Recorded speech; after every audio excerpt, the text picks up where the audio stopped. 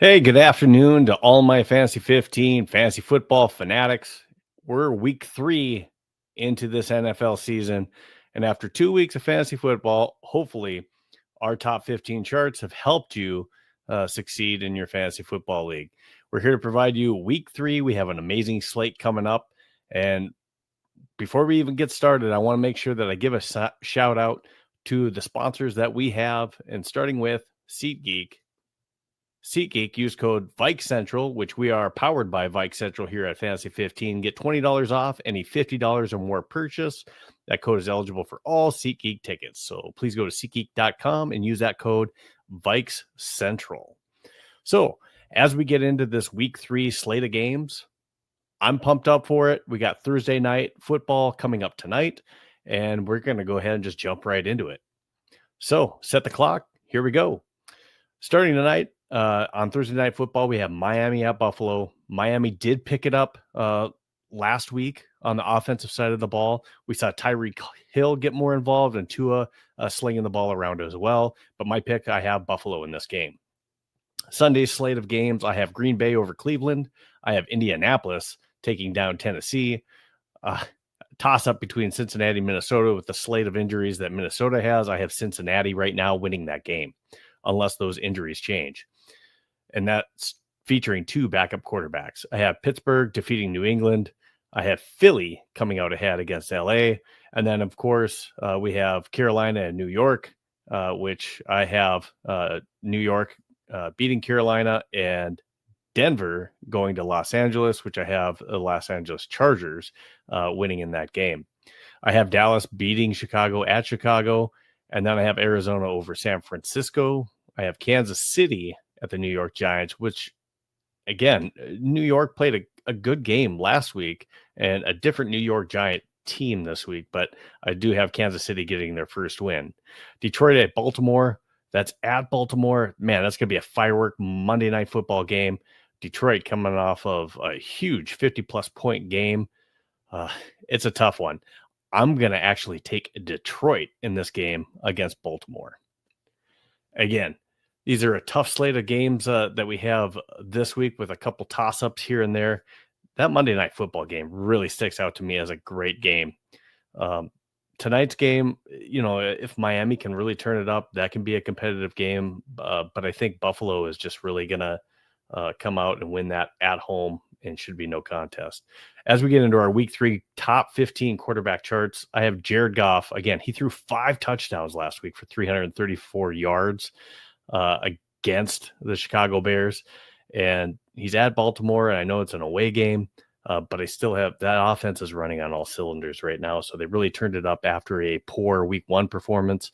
I have them riding that momentum into the Baltimore game, and Jared Goff as our week 3 spotlight quarterback this week. Baker Mayfield versus the Jets at number 2.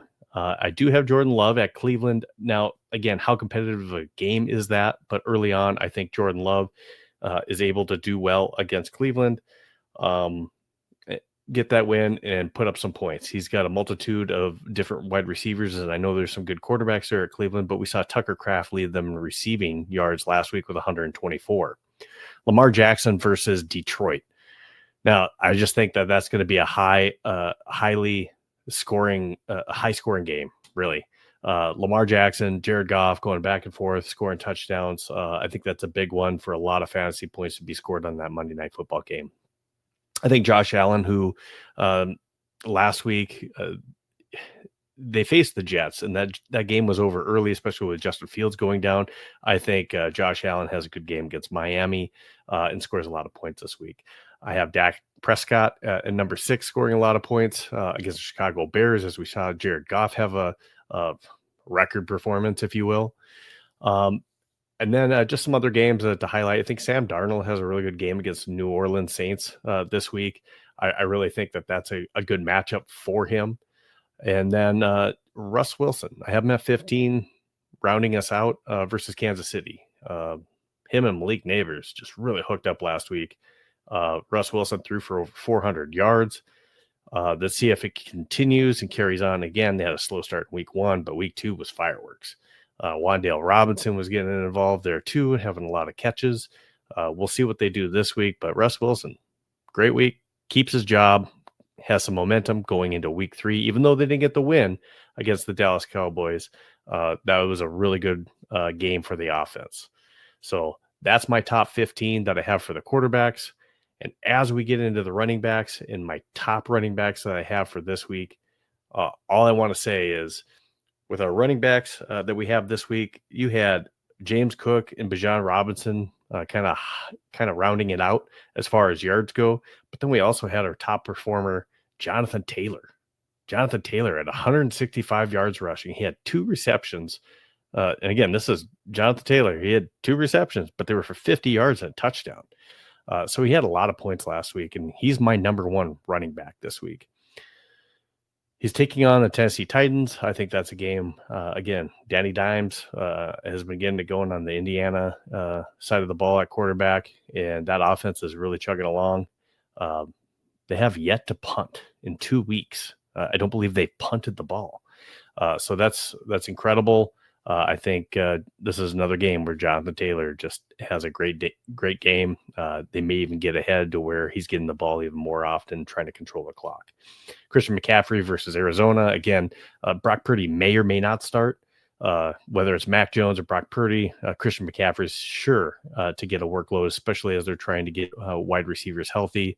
Juwan Jennings had a good week last week, but again, they're trying to get Ayuk back as well as Ricky Pearsall is back there too, but you still have George Kittle that's on the sideline. So big kiss from Christian McCaffrey game, I think, again this week. Bijan Robinson had a great week facing San Fran this week. It should be a good setup game for him. Derrick Henry, hopefully he gets going again. That's another game that, like the Buffalo game, they need a big game from not just Lamar Jackson, but Derrick Henry to be able to beat the Lions. I think that's definitely possible. Josh Jacobs trying to get going against Washington. We'll see how that goes for him. And I believe I have that wrong. I apologize. I probably did not correct that one, but Josh Jacobs actually going against Cleveland. That should be a good matchup though for him as well. Chase Brown at Minnesota. You got a backup quarterback. You're going to lean a little bit more on your running back, but Jake Browning is not afraid to throw the ball. He had plenty of yards last week. He had 2 touchdowns, but he did throw for 3 interceptions. But again, Chase Brown is a 3-down running back. So he's going to get the ball, not only running it, but he's also going to get in the passing game. I do have Saquon on there. This is kind of one of those games too, where it could get into a higher scoring game, but the Rams have a good defense. So does Philly. That could go either way. But again, if those offenses get going, we could see a little bit of a track meet in the second half of that game. I do have Gibbs, Detroit, again, Baltimore, fireworks, a lot of points to be scored in that game. Cook had a great game last week and a lot of points. I expect him to do the same against Miami. As we get into the wide receiver chart, Malik Neighbors just totally went off. Like I said, he had 167 yards for 2 touchdowns last week. St. Brown had a good game last week against Baltimore. Last week against Chicago Bears. I expect him to do the same in Baltimore. Again, a lot of points that are going to be scored in that game. I will be surprised and have egg on my face if that's not the case, but I expect fireworks in that game. Nakua, he's just getting a lot of targets.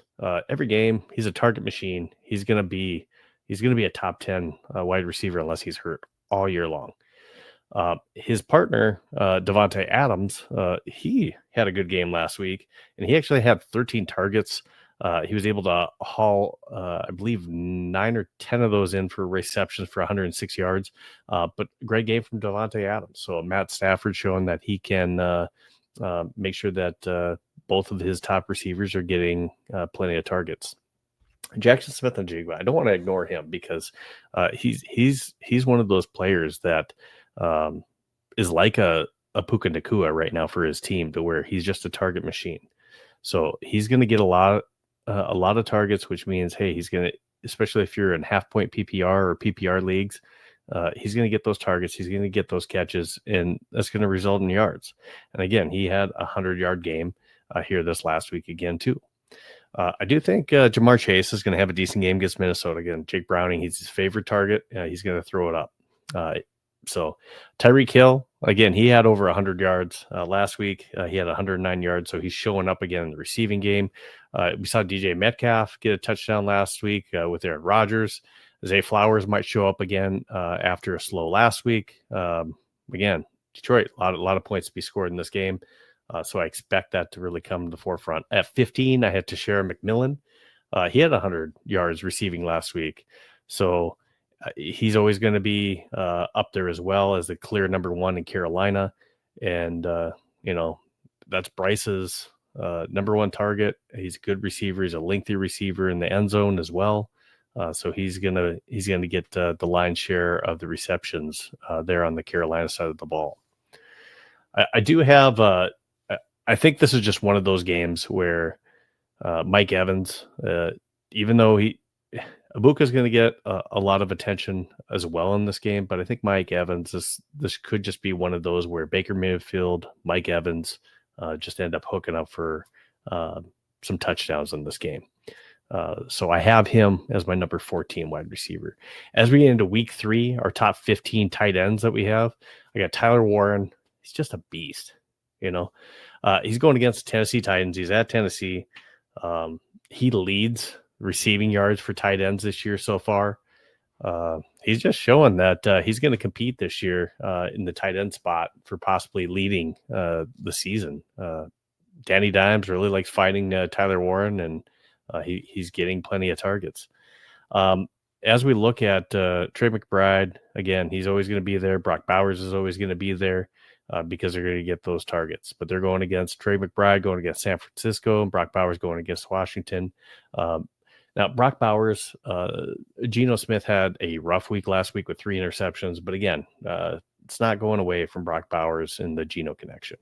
Tucker Kraft led the Green Bay last week with 124 yards receiving. That's very impressive.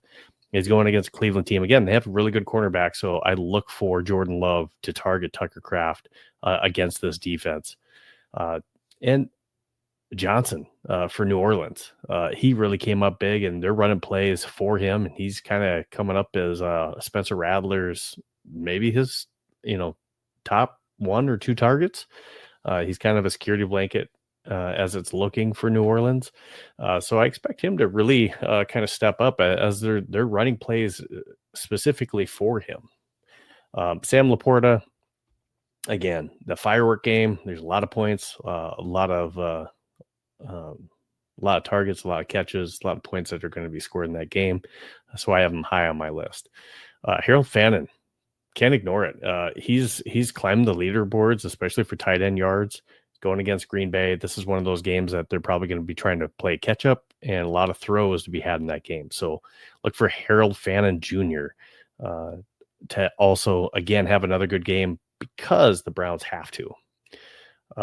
Jake Bates, he had a good game last week. He didn't kick a whole lot of field goals, but because Detroit's scoring so many dang points, he had 7 extra points. Now, I expect in the Baltimore game, maybe not as many extra points, but I expect him to have a lot of extra points. I expect him to have a lot of field goals because you're going to want to come away with scoring opportunities. So definitely Jake Bates on this one. Other ones of notice, you still have Little with Jacksonville. They're scoring points. He's getting kicks. He's doing a great job down there in Jacksonville facing the Houston Texans this week. And then I also have Schrader against Tennessee. Just again, the Colts have not punted the ball. So they're either scoring a touchdown or they're kicking a field goal. So definitely ones to watch there. Our defense chart, I got Falcons who did, unfortunately, I guess my favorite team, the Minnesota Vikings, did an amazing job. They only allowed 6 points. They had 2 turnovers, 2 fumbles, 2 interceptions, and they had 6 sacks against my favorite squad. So I have them at number 1.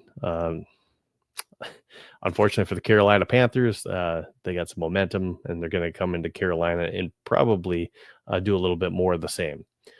So I have them as my number 1 defense this week. Indianapolis Colts going against Tennessee. Again, they're going against Cam Ward, a rookie quarterback there. That defense has been playing pretty good this year. That's a matchup I like for the Colts. Seahawks at New Orleans. Almost any defense that's facing a Spencer Rattler this year, I'm going to have that up there. Packers have had amazing defensive play so far within 2 weeks, going against a Cleveland team that's struggling on the offensive side of the ball. So look out, Flacco. You're going to have a Packers defense with those defensive ends coming at you. I do have Cardinals at San Francisco, Bengals at Minnesota. We'll see if Carson Wentz picks it up and really kind of sparks or ignites that offense. I'm hoping that's the case as a Minnesota Vikings fan, but objectively looking at this, they have a lot of injuries. Still, we don't know if Christian Darrisaw is going to start. Ryan Kelly might be out at center, so a banged up offensive line that could lead to some points for the Bengals this week. I do like the Bucks versus backup Tyrod Taylor against the Jets this week. That's definitely one I like. The other one to point out on here too could be the Vikings versus Cincy. Again, since he had 3 interceptions thrown last week by Jake Browning, so another one to watch as well. That's the time that we had. Again, I just want to go through, those top performers that we had last week going into this week. You had Russell Wilson throwing over 450 yards at quarterback. The other ones that I want to point out, Jared Goff with 5 touchdowns. Those guys are playing good. James Cook, Bijan Robinson, running all over the place. Rome Odunze had 128 yards last week, 2 TDs. I talked about Adams. I talked about Hill, both having over 100 yards. Tashira McMillan having over 100 yards. Those guys are making plays. And then again, Tucker Kraft, he's coming up big, 124 yards. He kind of came on middle of the season, middle to the end last year at tight end, and he was climbing up the charts. This could be a Tucker Kraft type of year where he could be one of the top tight ends in the league and be a top 5, maybe a top 5 tight end in the league at the end of the year, especially in the running game. Some players to just take a look at, for the Browns, Quinshon Judkins did play last week, which was surprising. He played as much as he did. He had over 60 yards in his first, not start, but his first play. He dominated the carries. I don't think he necessarily started that game, but he absolutely dominated the carries, and he will be the starter this week. So Quinshon Judkins possibly up for a good game, but again, he's facing a tough defense in the Packers.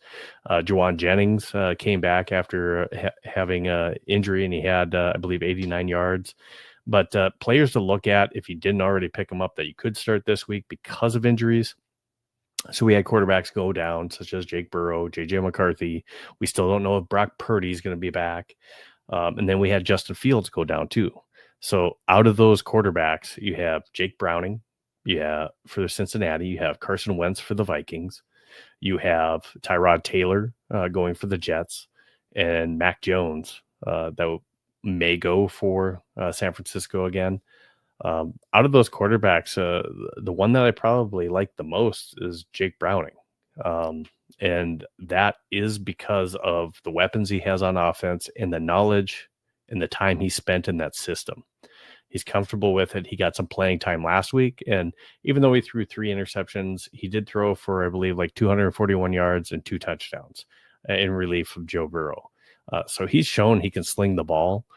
So he's probably the most comfortable in that. And with Joe Burrow being out for maybe the next 3 months, if you're looking for a quarterback in deeper leagues to maybe pick up, Jake Browning may be worth the try to at least stash on your bench and see how he does. Other people to maybe pick up this week, again, with tight ends that you might have had down if you didn't already pick him up, or if he's still hanging out there, Zach Ertz. We had Troy Franklin, wide receiver out of the Denver Broncos. He had 89 yards versus Indy this last week. Of course, we talked about Russell Wilson. Man, he's probably gone already at this point, but if he's not, go ahead and pick up Russ Wilson. Again, poor play in week 1, amazing play in week 2. So he had kind of a Jekyll and Hyde week 1 to week 2, but we'll see how that goes. Eric Emanuel, he's a wide receiver out of Tennessee. So he's the number 2 wide receiver next to Calvin Ridley. Again, having a good game last week, and because Calvin Ridley's going to attract so much attention, and Manor could be a good fantasy play. So keep a lookout for those guys on your waiver wire, and hopefully everyone has a good week 3. I hope that you have a good record. Make sure that you check out again our website. Check out our different social media that we have, and you can do that as well as we follow up with our outro. It has our link tree, but follow us on X, YouTube, and after this episode, it will be uploaded to Spotify, and then of course follow us on TikTok. So once again, Fantasy 15, we're your source for fantasy football. Good luck on week 3, and of course tonight for Thursday Night Football. Until next time, I'm Steve, and hopefully everyone has a great week and gets that dub. See you guys next time.